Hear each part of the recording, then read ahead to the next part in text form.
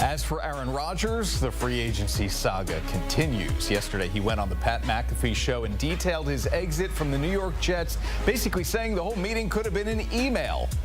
He also is continuing to leave the door open for any team to sign him. To make a commitment to a team is a big thing, whether you're a first-year player or a 20-year vet. I had a lot of great conversations with a lot of teams. I don't have any leaks. I have a very tight circle. I'm not out there putting shit out just to put shit out. That's just not how I operate. There's been a lot of people assuming they have information about me that's just not true. I've been straight up with these teams from the start about where I was at, starting with the money thing. I told every single one of the teams I talked to, it ain't about the money. I'll play for 10 M's. I don't care. I never once said I need a multi-year deal, $30, $40 million. That's absolute bullshit. I said I'd play for 10. Stirring it back up just in time for draft week. Aaron Rodgers could never be accused of not knowing when or how to get back into the news cycle. Where do those retirement comments rank on the panic meter? All right, let's bring in BMAC. We're checking the temperatures of some fan bases, and where else should we start other than with Bryant McFadden's Steelers? BMAC, Mike Tomlin said he's comfortable with the quarterback situation, Mason Rudolph, Skylar Thompson, but from a fan's perspective, how should they be feeling not knowing what's going to happen with Rodgers or if Pittsburgh will be in a spot to draft a QB? Well, Chris, if Mike Tomlin is comfortable, it's safe to say Steeler Nation, they're not comfortable with this current group of quarterbacks on the team. And with that being said, this is a full-blown panic situation for the fan base because we've been talking consistently about this Aaron Rodgers, Pittsburgh Steelers potential relationship. It feels like we've been doing this for 6-7 months now, and we still have no indicator about what is actually going to happen. So if you're the Pittsburgh Steelers, this is the guy you identified that you wanted, and he flirted with you a little bit, but you still don't know. And if Aaron Rodgers happens to not sign with the Pittsburgh Steelers, this will be a very, very long year because of potential other options you could have had, but you decided to push them to the side to try to put all your attention on Aaron Rodgers. This will be the equivalent, with this being prom season right now, Chris, of asking a date to go with you to prom. They flirted with you, they call you, talk on the phone, they even came to your crib and visit you, just to tell you the week of prom, I'm not going with you.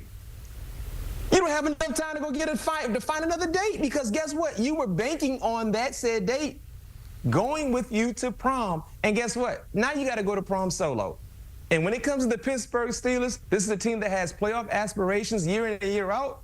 But when you look at the expectations for this season and knowing how important this is, I don't know if the fan base will be overly excited to know that they're going to battle with Mason Rudolph as their starting quarterback. And oh, by the way, Chris, Mason Rudolph was the guy they decided to let walk last year as they got ready for the 2024 season. All that prom rejection talk, I'm feeling seen over here. Believe it or not, a redhead in high school is not exactly all that sought after, BMAC. The trail may not be completely cold between Rodgers and the Vikings, but if Minnesota stands pat here, it'll be J.J. McCarthy as QB1. What's the level of panic for fans coming off a 14-3 season, but now with the unknown of McCarthy? Level of panic, this is fine for me when it comes to the fan base with the Minnesota Vikings, and here's why. You have to trust Kevin O'Connell in his ability to identify the best quarterback person for their team. And clearly he's been able to get the most out of whoever the quarterback has been. You talked about it. They won 14 games, Chris, last year with Sam Darnold. 14 games. Remember, Sam Darnold was supposed to be the backup. Remember the year before with the injury to Kirk Cousins.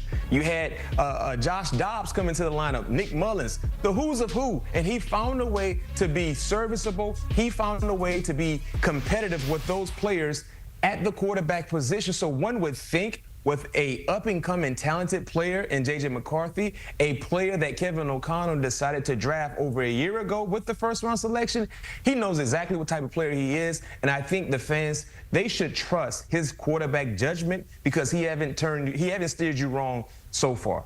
All right, nothing but turmoil this offseason for the Dolphins, B-Mac, from Tyreek Hill's social media comments and emojis alluding to him wanting out of Miami to now the team publicly admitting they're trying to trade three-time Pro Bowler Jalen Ramsey. What is the situation in Miami right now?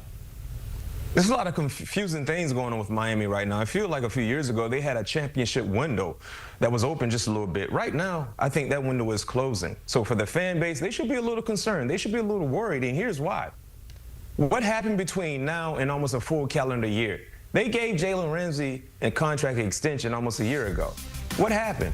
He played fairly well for your team last year, especially in the secondary. He's the ultimate leader on your team. He's a playmaker. But now you're starting to entertain potentially trading Jalen Ramsey. He's the best player in your secondary, Miami. What are you thinking about? You just let Javon Holland walk. He's a New York Giant now. And now you're about to allow Jalen Ramsey to walk as well after you just paid him? I don't understand. They're allowing key cornerstone pieces to leave. And don't forget about what they did last year. Allowing Hunt to leave and go to the Carolina Panthers. So Christian Watson allowed him to walk to go to the Raiders.